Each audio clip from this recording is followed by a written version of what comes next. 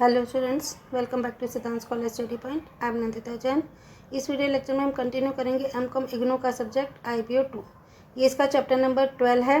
Chapter का नाम है अंतर्राष्ट्रीय विज्ञापन मीन्स इंटरनेशनल एडवर्टाइजिंग। मैं इस चैप्टर को पहले इसलिए करवा रही हूँ क्योंकि पिछले सालों के पेपर्स को मैंने एनालाइज किया है, तो उसमें चैप्टर नंबर 12 से मोस्टली हर बार ही एक क्वेश्चन आया हुआ है। क्योंकि आप लोगों का कल एग्ज़ाम है, तो हम पहले इस चैप्टर को कर लेते हैं।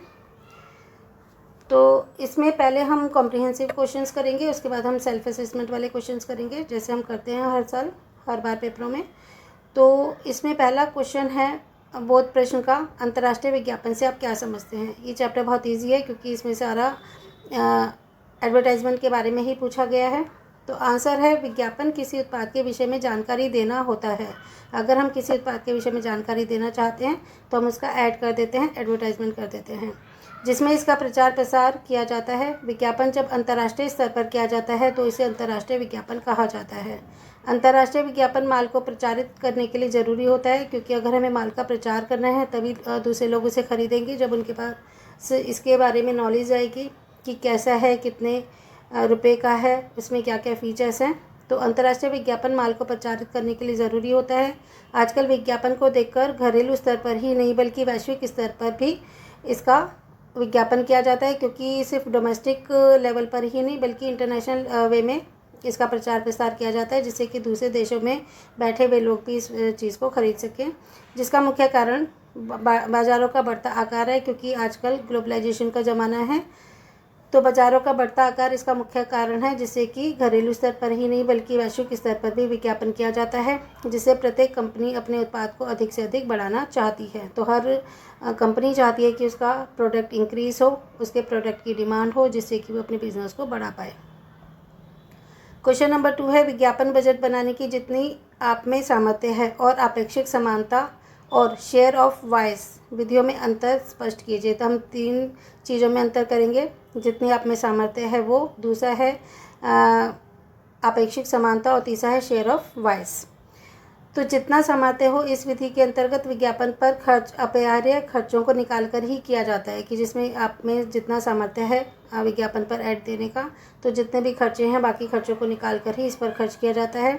इस नियम में विज्ञापन पर बहुत अधिक खर्चा नहीं किया जाता। यदि ऐसा लगता है कि विज्ञापन से लाभ हो रहा है तो उसके लिए धन उपलब्ध कराया जाता है। यह विधि इस अनुमान पर आधारित है कि बिक्री विज्ञापन खर्च पर निर्भर नहीं करती। अगर बिक्री होनी है तो हो जाएगी, सिर्फ ऐड करें इस पर निर्भर नहीं करती। ये इस अनुमान पर आधारित है।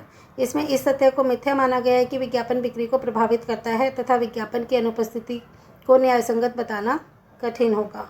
तो इसमें इस तथ्य को मिथ्या माना गया है, कि मिथ माना गया है, झूठा माना गया है कि विज्ञापन बिक्री को प्रभावित करता है। हालांकि ऐसा नहीं होता, विज्ञापन बिक्री को प्रभावित करता है, लेकिन इस तथ्य को इसमें मिथ्या माना गया है। और विज्ञापन की अनुपस्थिति को न्यायसंगत बताना कठिन होगा, क्योंकि विज्ञापन की अनुपस्थिति है तो ये न्यायसंगत है, ये ज़रूरी, ये कठिन है। क्योंकि अगर ऐड ही नहीं होगा, आप क्या चीज़ बना रहे हो क्या नहीं बना रहे हो, अगर ये पता ही नहीं होगा तो आप इससे बेचोगे कैसे। ठीक है, तो इसमें हम ये कह सकते हैं कि इसमें ये कहा जाता है कि विज्ञापन पर उतना खर्च किया जाता है जितना कि सामर्थ्य हो। अगर विज्ञापन के लिए पैसा है तो करो, नहीं तो मत करो। दूसरा है शेयर ऑफ वॉइस विधि में विज्ञापन पर खर्च प्रतिस्पर्धी के बजट से तुलना करके किया जाता है। इसमें उद्योग के सामान्य मापदंड से हटकर बजट बनाने के कारण आपस में अधिक से अधिक खर्च करने की होड़ लग जाती है। इस विधि में विभिन्न कंपनियों द्वारा किए जाने वाला खर्च साधारणतः निश्चित रहता है। तो इसमें पहले ही विज्ञापन के लिए पैसा अलग कर लिया जाता है कि कितना खर्च किया जाएगा, क्योंकि प्रोडक्ट तो आपने बना लिया, लेकिन जैसे कहते हैं ना, जो दिखता है वही बिकता है, तो उसको दिखाना ज़रूरी होता है। ज़्यादा से ज़्यादा ऐड करना पड़ेगा। इसमें आपस में सामान्य मापदंडों से हट दिया जाए कि भाई जितना सामर्थ्य है उतना खर्च करो। इसमें कि नहीं, सामान्य से भी अधिक खर्च करो, सामर्थ्य से भी अधिक खर्च करो, अधिक से अधिक विज्ञापन करो, जिससे कि लोगों तक आपका प्रोडक्ट का बारे में इंफॉर्मेशन चली जाए, और साथ ही दूसरी कंपनियों से ज़्यादा बेटर ऐड करो। कई बार क्या होता है कि प्रोडक्ट इतना अच्छा नहीं होता, लेकिन ऐड इतनी अच्छी होती है कि लोग खरीदने के लिए मजबूर हो जाते हैं। क्वेश्चन नंबर 3 है विज्ञापन बजट निर्धारित करने की विभिन्न विधियों की सूची बनाइए, कि विज्ञापन बजट कैसे निर्धारित किया जाता है। तो इसमें कई विधियां हैं। नंबर 1 पहले तो है बिक्री का प्रतिशत। इस विधि का नियम इस बात से जुड़ा है कि पूर्व से में बिक्री कैसी थी और भविष्य में कैसी होगी। इसमें बिक्री का एक निश्चित प्रतिशत विज्ञापन पर खर्च किया जाता है कि जैसे हम कहते हैं कि पिछले साल बिक्री इतनी थी और आने वाले टाइम में इतनी हो सकती है, तो जितनी भी टोटल हमारे पास सेल होगी, मान लो उसका 10% हम ऐड पे खर्च करते हैं तो बिक्री का प्रतिशत इस पर रख दिया जाता है। दूसरा वही है जितनी की सामर्थ्य हो। इस विधि में कंपनी अपने अपरिहार्य खर्चों को निकालकर विज्ञापन पर उतना ही खर्च करती है जितनी उसमें सामर्थ्य होगी। इस नियम में यह सुनिश्चित करना होता है कि विज्ञापन पर बहुत ज़्यादा खर्च नहीं किया जा सकता है, क्योंकि सामर्थ्य के अनुसार ही खर्च किया जाएगा। फिर है प्रतिस्पर्धात्मक समानता और शेयर ऑफ वॉइस। इस विधि में विज्ञापन बजट को निर्धारित करने के लिए प्रतिस्पर्धी के बजट से तुलना की जाती है कि हमारी कॉम्पिटिटिव फर्म उस पर अपने विज्ञापन पर कितना खर्च कर रही है, तो हमें भी उससे या तो उसके बराबर या उससे अधिक खर्च करना है। फोर्थ है उद्देश्य तथा कार्य। इस पद्धति में सबसे अधिक प्रचलन में रहती है। यह पद्धति सबसे अधिक प्रचलन में रहती है क्योंकि इसमें उद्देश्य और कार्य फिक्स होते हैं। इसमें पहले विज्ञापन का उद्देश्य निर्धारित किया जाता है और फिर उसको क्रियान्वित किया जाता है। क्वेश्चन नंबर 4 है विश्व स्तरीय विज्ञापन अनुकूलन और मानकीकरण रणनीति में अंतर बताइए। कि विश्व स्तरीय विज्ञापन अनुकूलन की जो वर्ल्ड लेवल पर ऐड किया जाता है वो, और उसका मानकीकरण रणनीति, इन दोनों में क्या अंतर है। तो विश्व स्तरीय विज्ञापन में 2 नीतियाँ होती हैं, पहला मानकीकरण, दूसरा अनुकूलन। मानकीकरण की नीति इस मान्यता पर आधारित होती है कि वैश्विक गांव में सभी के स्वाद और वरीयताएं समान होगी, अतः कंपनियां एक समान विज्ञापन कार्यक्रम को पूरे विश्व के लिए अपनाकर लाभ कमा सकती हैं। हम ये मान लेते हैं कि पूरा जो विश्व है ना वो एक गांव है और गांव के जैसे सभी लोगों का लगभग स्वाद और प्राथमिकता एक जैसी होती हैं, तो पूरे विश्व को एक गांव की तरह से, एक शहर की तरह से मान लिया जाता है और ये मान के चला जाता है कि कंपनियां एक जैसा विज्ञापन कार्यक्रम को पूरे विश्व के लिए अपना सकती हैं। ऐसा नहीं कि इस देश के लिए कुछ और उस देश के लिए कुछ और। जबकि अनुकूलन में यह मान्यता होती है कि सभी देशों के उपभोक्ता समान नहीं होते, उनमें अंतर होता है, तो उन तक संदेश उस देश के अनुसार ही पहुंचना चाहिए। ठीक है, तो मानकीकरण है पूरे विश्व के लिए एक जैसा, और अनुकूलन है कि जिस देश में जैसा हो उसी हिसाब से उस तक संदेश पहुँचाया जाए। क्वेश्चन नंबर 5 है अनुकूलन की तुलना में मानकीकरण के मुख्य लाभ बताइए। अनुकूलन तथा मानकीकरण नीतियाँ काफ़ी समय से बहस के मुद्दे रहे हैं कि अनुकूलन के हिसाब से चलना चाहिए, मानकीकरण के हिसाब से चलना चाहिए, दोनों में से कौन सा बेहतर है। तो अनुकूलन की तुलना में मानकीकरण का मुख्य लाभ यह है कि एक विज्ञापन से ही उत्पाद का प्रचार हो जाता है, क्योंकि मानकीकरण में पूरे विश्व को एक गांव मान लिया जाता है और एक जैसा ही प्रचार प्रसार किया जाता है। अलग अलग विज्ञापन नहीं बनाना पड़ता, जिससे कि एक्सपेंस कम होता है। आज विश्व सजातीय की ओर बढ़ रहा है। सजातीय मतलब एक जैसा, अर्थात वैश्वीकरण का प्रभाव बढ़ रहा है। ऐसे में मानकीकरण की रणनीति एक सफल रणनीति साबित हो रही है कि पूरा गांव जो देश है ना जो पूरा विश्व है वो एक जैसे सजातीय की ओर जा रहा है। तो अगर हम मानकीकरण की रणनीति को अपनाएं तो एक तो क्या है कि इसमें एक्सपेंस कम होगा और टाइम भी ज़्यादा नहीं लगेगा। बस एक जैसा विज्ञापन बनाओ और पूरे विश्व में उसको फैला दो। क्वेश्चन नंबर 6 है योजनाएं विश्व स्तरीय परंतु क्रियान्वयन स्थानीय से विश्व स्तरीय विज्ञापन के संदर्भ में आप क्या समझते हो। तो योजनाएं विश्व स्तरीय परंतु क्रियान्वयन स्थानीय। योजनाएं तो ऐसी हों जो वर्ल्ड लेवल की हों, लेकिन उस पर जो एक्टिविटी की जाए वो स्थानीय यानी कि किसी एक स्थान पर हो, उसके जैसा होना चाहिए। इससे आप क्या समझते हैं। तो योजनाएं विश्व स्तरीय परंतु क्रियान्वयन स्थानीय से विश्व स्तरीय विज्ञापन के संदर्भ से यह तात्पर्य है कि स्थानीय बाजार में वस्तुओं का नवीनीकरण करना तथा स्थानीय बाजार में वे एक मजबूत दावेदार बन जाएंगे। तो योजनाएं तो पूरे वर्ल्ड के लिए हैं, लेकिन क्रियान्वयन उसे एक स्थानीय बाजार के हिसाब से करते हैं। तो इससे क्या होता है कि वस्तुओं का नवीनीकरण करना तथा स्थानीय बाजार में वे एक मजबूत दावेदार बन जाए, इसके लिए काम किया जाता है। कंपनियां अधिक से अधिक केंद्रीकरण और मिलकर काम करने की कोशिश करती हैं, जिससे पैसे की बचत की जा सके और विज्ञापनों का स्थानीयकरण करके घरेलू ब्रांड से उसे भिन्न किया जा सके कि डोमेस्टिक ब्रांड अलग है और वैश्वीकरण ब्रांड अलग है। क्वेश्चन नंबर 7 है किसी विज्ञापन एजेंसी का चयन करते समय आप किन बातों का ध्यान रखेंगे। कि किस विज्ञापन एजेंसी से आपको अपना ऐड करवाना है, उसका चयन करते हुए किन बातों का ध्यान रखना चाहिए। इसमें सबसे पहला है कंपनी संगठन। कंपनी यदि विकेंद्रित है तो विज्ञापन एजेंसी का चयन स्थानीय शाखा पर छोड़ देना चाहिए, क्योंकि अगर कंपनी कई जगह पर स्थित है, कई राज्यों में स्थित है, तो विज्ञापन एजेंसी का चयन स्थानीय शाखा पर छोड़ देना चाहिए। मान लो अगर हम मुंबई के लिए विज्ञापन करना चाहते हैं तो वहाँ पे जो हमारी मुंबई की ब्रांच है उस पर छोड़ देना चाहिए, या अगर दिल्ली के लिए करना चाहते हैं तो दिल्ली ब्रांच पर छोड़ देना चाहिए। फिर है क्षेत्रीय विस्तार। चयनित एजेंसी का विस्तार सभी संबंधित बाज़ारों में होना चाहिए। ऐसा होना चाहिए कि जिस एजेंसी को हम चूज़ कर रहे हैं ऐड करने के लिए, उसका विस्तार सभी संबंधित बाज़ारों में होना चाहिए जहाँ पे हम ऐड करना चाहते हैं।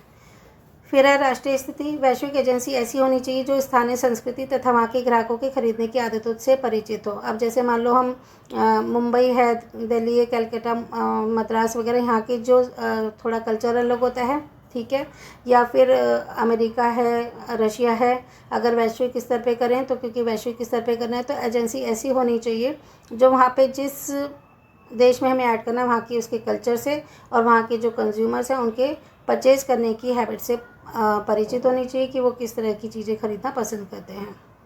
नेक्स्ट है ग्राहक की छवि। यह इस बात पर निर्भर करता है कि कंपनी किस प्रकार के ब्रांड की छवि प्रस्तुत करना चाहती है। यदि वह किसी उत्पाद को स्थानीय पहचान के रूप में स्थापित करना चाहती है तो उपयुक्त यही होगा कि वहाँ की किसी एजेंसी का चयन करें। अगर स्थानीय पहचान के रूप में स्थापित करने किसी स्थान की है तो वहीं की किसी एजेंसी का चयन करना अति आवश्यक होता है और अनिवार्य भी होता है। क्वेश्चन नंबर 8 है, प्रत्यक्ष मेल से आप क्या समझते हैं? प्रत्यक्ष मेल विज्ञापन का ही एक अंग है। जैसे होता है ना डायरेक्ट ईमेल कर दो, तो ये विज्ञापन का ही एक अंग है। प्रत्यक्ष मेल को भावी उपभोक्ता को उसके नाम से प्रत्यक्ष रूप से ही विज्ञापन भेजा जा सकता है। इसमें प्रोत्साहन सामग्री को इस प्रकार तैयार किया जाता है कि जो चिन्हित उपभोक्ता के अनुरूप हो। प्रत्यक्ष मेल मीडिया के अन्य माध्यमों की तुलना में अधिक व्यक्तिगत है क्योंकि इसमें संदेश प्रत्यक्ष रूप से भेजा जाता है। प्रत्यक्ष मेल को पत्र, बुकलेट, फोल्डर, कैलेंडर के रूप में भेजा जा सकता है। तो डायरेक्ट ईमेल ये होती है कि डायरेक्टली अगर कोई ऐड करना चाहते हो तो जिस उपभोक्ता तक आप ये पहुंचाना चाहते हो वहाँ पे डायरेक्टली चला जाए, इसमें किसी और एजेंसी की नीड ना हो।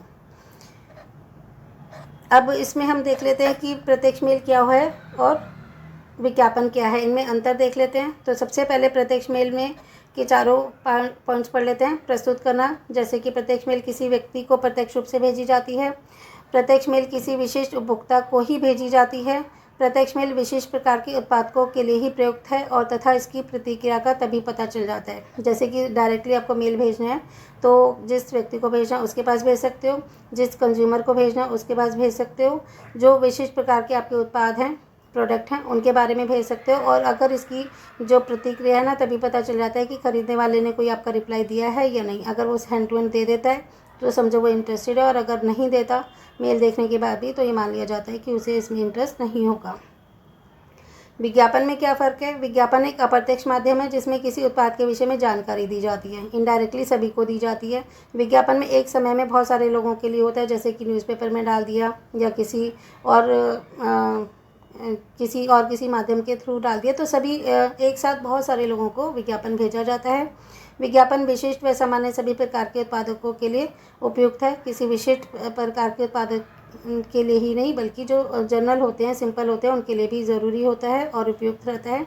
और इसकी प्रतिक्रिया का पता तभी नहीं लगता जब कोई फ़ोन आता है, ऑर्डर आता है या ईमेल आती है, तभी पता चलता है कि लोग इसको ख़रीदने में इंटरेस्टेड हैं। कोई ऑर्डर आते हैं तभी पता चलता है।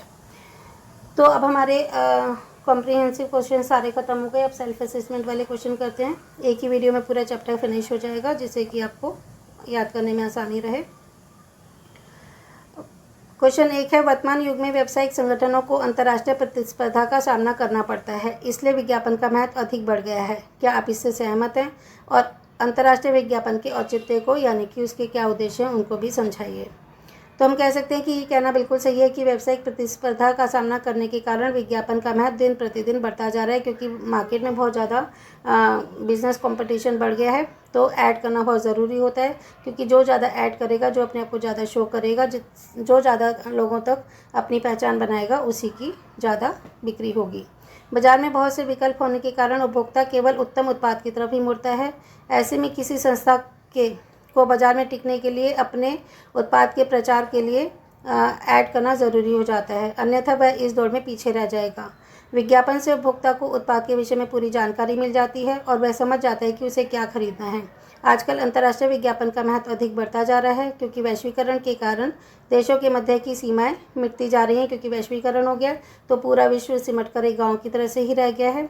बाजार का आकार बढ़ने के साथ साथ अंतर्राष्ट्रीय विज्ञापन का औचित्य भी दिन प्रतिदिन बढ़ता जा रहा है। उत्तरी अमेरिका, पश्चिमी यूरोप और जापान के उपभोक्ता बाजारों की वृद्धि दर में कमी के संकेत मिल रहे हैं, क्योंकि उनकी वार्षिक जनसंख्या और घरेलू वृद्धि दर कम होकर 2.3% रह गई है। अतः इन बाज़ारों में काम करने वाली कंपनियां नए बाज़ारों को ढूंढ रही हैं, इसलिए वे अंतर्राष्ट्रीय स्तर पर विज्ञापन का सहारा लेती हैं, क्योंकि इनकी वृद्धि दर कम हो रही है जनसंख्या की। और इसी की वजह से जब जनसंख्या कम होगी तो इनकी बनाई हुई जो वस्तुएं हैं उनकी डिमांड नहीं होगी, और जब डिमांड नहीं होगी तो ये अंतर्राष्ट्रीय स्तर पर विज्ञापन का सहारा लेकर अंतर्राष्ट्रीय व्यापारों को बाज़ारों को ढूंढ रही हैं। पश्चिमी कंपनियां नए विकासशील बाज़ारों में अपने उत्पादों को बेचकर मुनाफा कमाना चाहती हैं, इसलिए ये अंतर्राष्ट्रीय विज्ञापन का सहारा ले रही हैं। वैश्वीकरण के बढ़ते प्रभाव ने घरेलू बाज़ारों के साथ साथ अंतर्राष्ट्रीय बाज़ारों को भी पास ला दिया है, जिससे कंपनियां अंतर्राष्ट्रीय विज्ञापन ही तैयार करवाती हैं कि घरेलू बाज़ारों के साथ साथ वो अंतर्राष्ट्रीय बाज़ारों में भी अपनी वस्तुओं को बेच सकें। वैश्विक मीडिया की तकनीकी विकसित हो रही है तथा कई देशों में एक जैसे वैश्विक विज्ञापनों का प्रयोग हो रहा है, जिसके कारण विश्व के उपभोक्ताओं की पसंद धीरे धीरे एक जैसी होती जा रही है। तकनीकी विकास में तीव्रता के कारण उपभोक्ता वस्तु और उत्पाद जीवन का चक्र छोटा हो रहा है, जिसके कारण कंपनियां नए बाज़ारों को तलाशती है। इसलिए उत्पादन, विपणन, ब्रांडिंग, सेवा प्रोत्साहन तथा प्राप्ति आदि सभी को वैश्विक स्तर पर करना जरूरी हो गया है, क्योंकि तकनीकी विकास हो रहा है तो उपभोक्ता वस्तु और उत्पाद जीवन चक्र छोटा हो रहा है, क्योंकि नई नई चीज़ें आ जाती हैं टेक्निकल डेवलपमेंट से। तो जो चीज़ें पहले लंबे समय तक चला करती थी अब वो आउटडेटेड हो जाती हैं, उनकी जगह दूसरी चीज़ें आ जाती हैं, तो जिसके कारण उत्पादन, विपणन, ब्रांडिंग, सेवा प्रोत्साहन तथा प्राप्ति आदि सभी को वैश्विक स्तर पर करना बहुत ज़रूरी हो गया है। क्वेश्चन नंबर 2 है, अंतर्राष्ट्रीय विपणन प्रक्रिया में विज्ञापन की भूमिका को स्पष्ट कीजिए। आज के वक्त में विज्ञापन विपणन प्रक्रिया का सबसे सशक्त उपकरण है। कोई भी कंपनी अपना नया उत्पाद जब निकालती है तो पूरे जोश शोर से उसका उत्पाद विज्ञापन करती है, ताकि उपभोक्ता उसके विषय में जान सकें और उसे खरीदने के लिए प्रेरित हो सकें।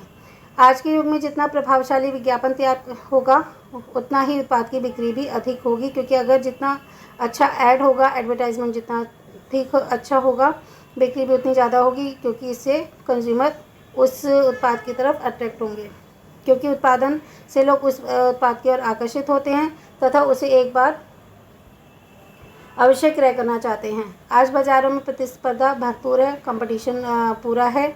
ऐसे में यदि कंपनी अपने उत्पाद को उपभोक्ताओं के समक्ष सुंदर ढंग से नहीं दर्शाती तो लोग उसे नहीं जान पाते तथा उत्पाद उत्तम होने पर भी पीछे रह जाता है। इसका मुख्य कारण होता है कि विज्ञापन का ना होना।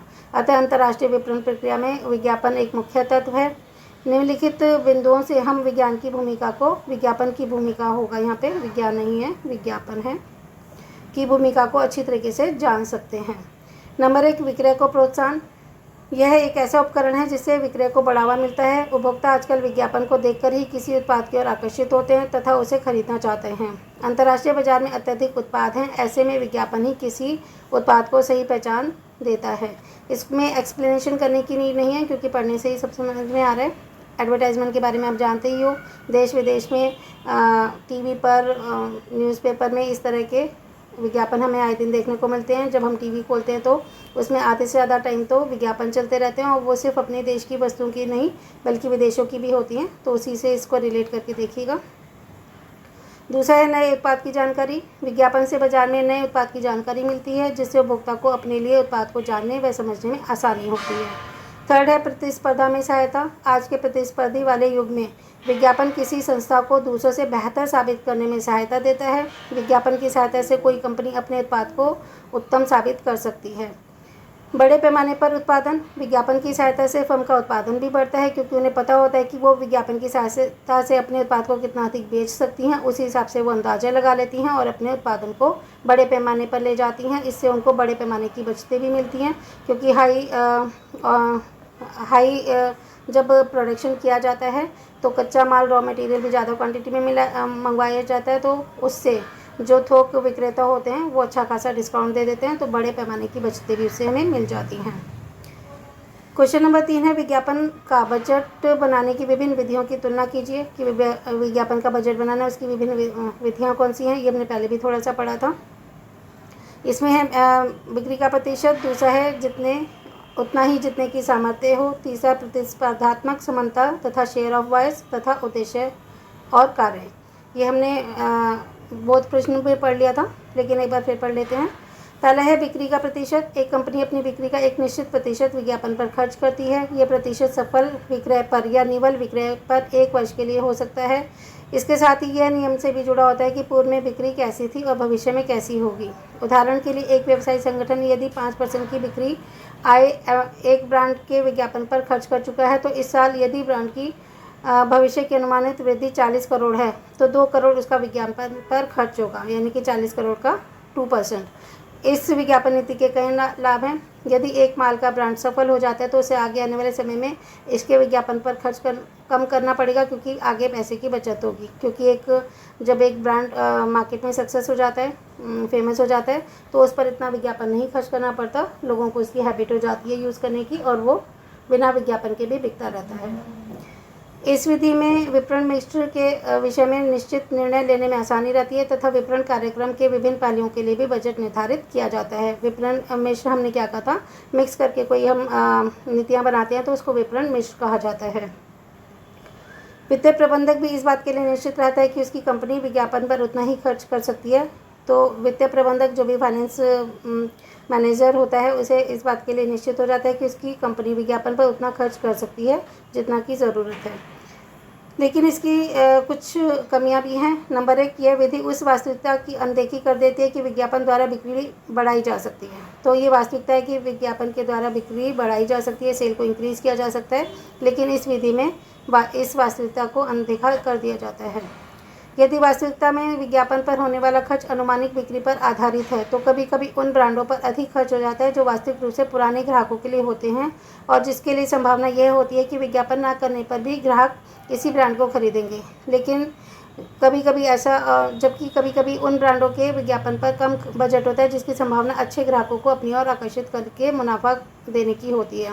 तो कभी कभी इसमें क्या होता है कि जैसे हमने फिक्स कर दिया कि बिक्री पर इतना % विज्ञापन पर खर्च होगा, तो जो ब्रांड पहले फेमस हो चुके हैं उन पर इतना खर्च करने की ज़रूरत नहीं होती। लेकिन क्योंकि इस पॉलिसी में यही चलता है कि बिक्री का इतना % इस पर विज्ञापन पर खर्च होगा, तो हम उतना पैसा खर्च कर देते हैं उन ब्रांड्स पर भी जो कि फेमस हो चुके हैं, जिनको इतनी ऐड की ज़रूरत नहीं है, और उन पर ज़्यादा खर्च होना चाहिए। जो ब्रांड अभी नए मार्केट में आए हैं उन्हें ज़्यादा लॉन्च करना चाहिए, जिससे कि अधिक ग्राहकों को अपनी ओर आकर्षित कर सके। लेकिन इसमें कभी कभी ऐसा नहीं होता, हम फेमस ब्रांड्स को ही और ऐड करते रहते हैं और नए ब्रांड्स को इतना ऐड नहीं कर पाते। इस विधि में ब्रांड की लाभदायकता पर ध्यान नहीं दिया जाता कि ब्रांड कितना लाभदायक है, बस इस पर एक % रख दी जाती है कि बिक्री का 5% या 10% जो भी पॉलिसी है, इतना उसके विज्ञापन पर खर्च होगा। तो दूसरे वाला है उतना ही जितने की सामर्थ्य हो। इस विधि को प्राय सीमित स्रोत वाली फर्म अपनाती हैं। वे अन्य अपरिहार्य खर्चों को निकालकर विज्ञापन पर उतना ही खर्च करती हैं जितनी उनमें सामर्थ्य हो। इस नियम में यह सुनिश्चित किया जाता है कि विज्ञापन पर ना तो बहुत अधिक खर्च किया जाएगा, ना ही बहुत कम खर्च किया जाएगा। तो इसमें है कि अगर बहुत अधिक खर्च करते हैं तो विज्ञापन के लिए धन अपव्यय ना हो। यदि ऐसा महसूस होता है कि विज्ञापन से लाभ हो रहे हैं, तो उसके लिए और अधिक धन उपलब्ध कराया जा सके। इस विधि का लाभ यह है कि इसमें वित्तीय योजना प्राप्त होती है जो लेखा के अनुसार, यानी कि जो भी अकाउंट्स बनते हैं उसके अनुसार बिल्कुल स्पष्ट और आकर्षक होती है। इस विधि में अनुमान पर आधारित होती है, ना कि बिक्री विज्ञापन खर्च पर निर्भर करती है। तो ऐसा नहीं है कि जितना बिक्री होगी उतना ही विज्ञापन खर्च होगा। वो ज़रूरत होती है तो ज़्यादा खर्च करते हैं, और ज़रूरत होती है तो कम खर्च करते हैं, और सामर्थ्य से अधिक खर्च नहीं किया जाता। थर्ड है प्रतिस्पर्धात्मक समानता तथा शेयर ऑफ वॉइस। इस विधि में कंपनी अपना विज्ञापन बजट प्रतिस्पर्धी के बजट से तुलना करती है। इसमें किसी उद्योग में कई फर्म संयुक्त होकर संभवतः ऐसा विज्ञापन बजट बनाती हैं जो अनुकूल हो। इसमें उद्योग के सामान्य मापदंड से हटकर बजट बनाने के कारण आपस में ज़्यादा से ज़्यादा खर्च करने की होड़ लग जाती है। इस विधि की मुख्य कमी यह है कि यह सुनिश्चित नहीं किया जा सकता कि फर्मों के समूह द्वारा किया जाने वाला खर्च उपयुक्त हो।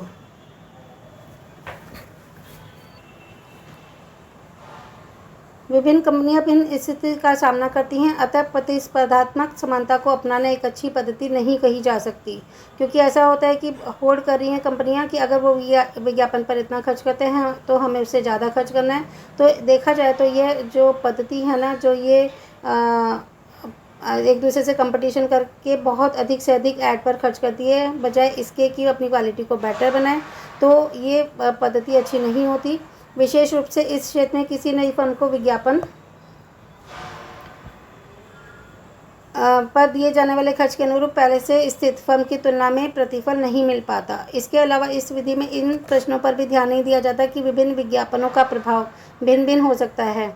इस विधि में इस बात की तसल्ली तो हो जाती है कि प्रतिस्पर्धा से कोई खतरा नहीं है, परंतु यह भी संभव है कि ये कार्यविधि अंधे का अनुसरण करने वाला अंधा की भांति ही हो, कि अगर कोई अंधा है और वो बिना किसी उसके आगे चला जा रहा है और उसके पीछे कोई व्यक्ति चलता है और वो सोचा है कि ये सही जा रहा है और उसके पीछे वो भी चलने लगे, और जबकि पहले वाला व्यक्ति भी गलत दिशा में जा रहा है, दूसरा व्यक्ति भी उसे फॉलो कर रहा है, तो इसे कहा जाता है अंधे का अनुसरण करने वाला अंधा। तो ये बेटर टेक्निक नहीं मानी जाती जो अंधाधुंध विज्ञापनों पर खर्च किया जाता है बस एक दूसरे की होड़ में आगे निकलने के लिए। इससे बेटर है कि अपनी क्वालिटी पर ध्यान दें प्रोडक्ट की और उसे उसकी क्वालिटी के आधार पर बेचें। फोर्थ है उद्देश्य और कार्य। यह विधि अन्यों की तुलना में अधिक उपयुक्त होती है। 2/3 से अधिक विज्ञापन दाता इस विधि का ही अनुसरण करते हैं। इस विधि में पहले विज्ञापन उद्देश्य निर्धारित किया जाता है कि किस उद्देश्य से विज्ञापन किया जा रहा है। उदाहरण के तौर पर यदि कोई फर्म पहले यह निश्चित करती है कि किसी स्थान पर उसको अपनी ब्रांड की जानकारी कम से कम 50% तक की पॉपुलेशन तक बढ़ानी है, इसके बाद फिर यह तय किया जाता है कि उस उद्देश्य की प्राप्ति के लिए क्या किया जाए। तो पहले तो टारगेट होता है कि किन किन लोगों तक पहुंचाना है, फिर ये देखा जाता है कि इसके लिए क्या किया जाए कि वो उन लोगों तक पहुंचाया जा सके।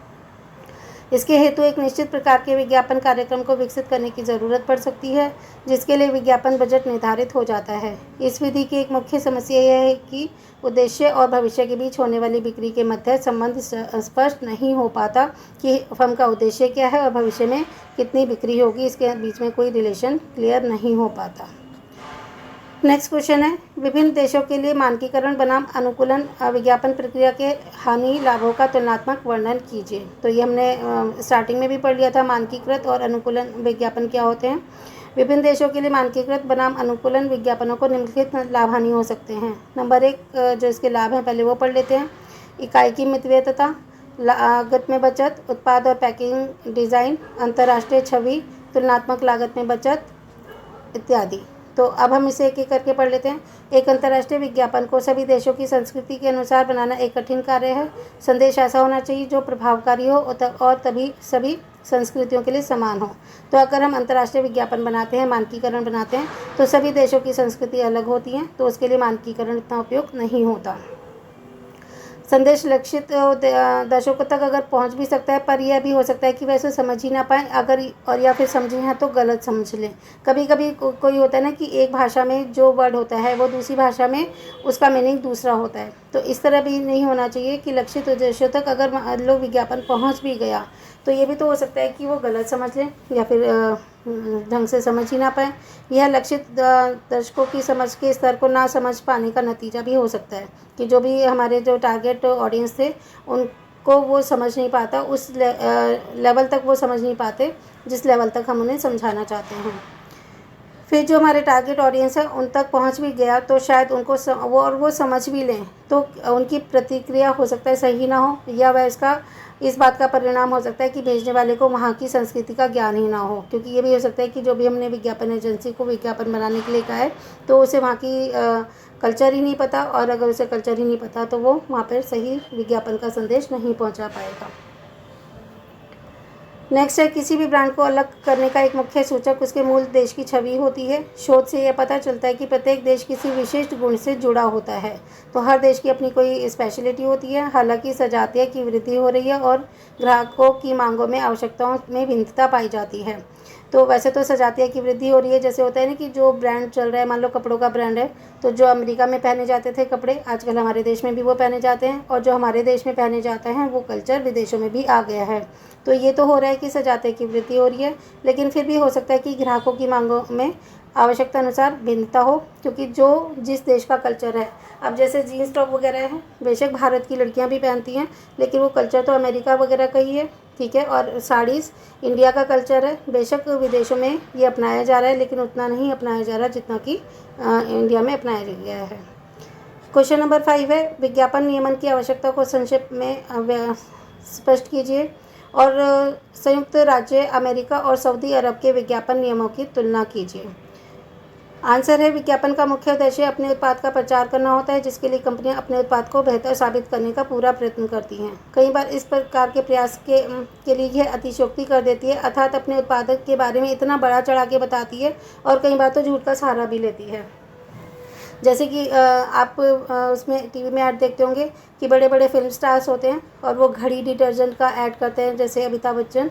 तो उन्होंने कभी उनके घर में घड़ी डिटर्जेंट आता भी नहीं होगा, लेकिन वो इस तरह से ऐड करते हैं कि ये बहुत अच्छा है और ये सारे कपड़े बहुत अच्छे सफ़ेद कर देता है। तो इससे क्या होता है कि लोग, क्योंकि अमिताभ बच्चन को जानते हैं, वो घड़ी डिटर्जेंट से उन्हें कोई मतलब नहीं है, उनका फेवरेट फिल्म स्टार इस बात का ऐड कर रहा है, तो वो उसको ले लेते हैं, जबकि उसमें कई बातें झूठी होती हैं। हो सकता है कि वो इतना अच्छा प्रोडक्ट ना हो, क्योंकि अमिताभ बच्चन जी कभी भी इस प्रोडक्ट को यूज़ नहीं कर रहे होते। तो इसलिए कहा जा सकता है कि कई बार झूठ का सहारा भी लेती हैं कंपनियां। सन 1914 में फेडरल ट्रेड कमीशन अधिनियम पास किया गया था, जिसके अंतर्गत फेडरल ट्रेड कमीशन FTC नामक एजेंसी का गठन किया गया, जिसका मुख्य कार्य संयुक्त राज्य अमेरिका में विज्ञापन को नियंत्रित करना था। ठीक है, तो गलत कार्य को रोकने जैसा झूठा प्रचार, अनाचरण सऊदी अरब में विज्ञापन का सेंसरशिप है तथा कई प्रतिबंध हैं। तो कई बार क्या होता है कि अपने विज्ञापन को गलत तरीके से पेश कर दिया जाता है, झूठा प्रचार कर दिया जाता है, तो इसकी वजह से सेंसरशिप लग जाती है, उस पर रोक लगा दी जाती है। इसके निम्नलिखित तथ्यों का इस्तेमाल किया जाता है। नंबर 1, भविष्यवाणी या भविष्य बताने वाली पुस्तकों, प्रकरणों या पत्रिकाओं के विज्ञापन पर प्रतिबंध लगाना। कि भविष्यवाणी होती है ना, कई पत्रिकाएं होती हैं, पुस्तकें होती हैं कि भविष्य बताती हैं, और उसमें क्या लिखा होता है क्या नहीं लिखा होता, उसको पढ़ के लोग उस पर बिलीव करने लगते हैं, तो इस पर प्रतिबंध लगाना। बच्चों को डराने एवं परेशान करने वाले विज्ञापन नहीं दिखा सकते, कि कुछ ऐसे विज्ञापन जिसको देखते ही बच्चे डर जाएं, ऐसा नहीं होना चाहिए। तुलनात्मक विज्ञापनों पर प्रतिबंध होना चाहिए, कि जो एक विज्ञापन की दूसरे विज्ञापन से तुलना करते हों। सेंसर नहीं की गई विज्ञापन फिल्मों पर रोक होनी चाहिए, क्योंकि एक सेंसर लग जाता है कि ये चीज़ नहीं दिखा सकते, लेकिन अगर फिर भी जिन विज्ञापन फिल्मों पर सेंसर नहीं किया गया और अगर उसे गलत लगता है कि गलत प्रचार प्रसार कर रही हैं, तो उन पर रोक लगाई जा सकती है। विज्ञापनों में गलत भूमिका दिखाना, जो समाचार वस्तु या कार्यलीन कथन जैसा महसूस हो, तो गलत भूमिका दिखाना विज्ञापनों में, ये भी एक गलत बात है। लड़कियां जो 6 साल से कम हो, बचपन की गतिविधियां दर्शाने वाले विज्ञापनों में ही लिया जाए। तो जो 6 साल से कम के बच्चे हैं, लड़कियां हैं, वो बचपन की गतिविधियां दिखाने में ही लिया जाए। ऐसा नहीं हो कि उससे वो विज्ञापन कराया जाए जो बड़ी लड़कियां करती हैं या लेडीज़ करती हैं। वो विज्ञापन 6 साल की लड़कियों से 6 साल से कम लड़कियों के लिए नहीं होने चाहिए, उनसे वो विज्ञापन नहीं कराए जाने चाहिए। फिर है, महिलाओं को सही व उपयुक्त वस्त्रों में दिखाना, जो उनके हाथ और चेहरे के अलावा बाकी सभी अंगों को पूर्ण रूप से ढके होने चाहिए। इसमें अश्लीलता नहीं होनी चाहिए। संयुक्त राज्य अमेरिका में निम्नलिखित नियम मान्य हैं विज्ञापन से संबंधित। नंबर 1, एक छोटा सा अंतर भी महत्वपूर्ण होता है। दूसरा, किसी भी उत्पाद का कृत्रिम प्रदर्शन नहीं किया जा सकता।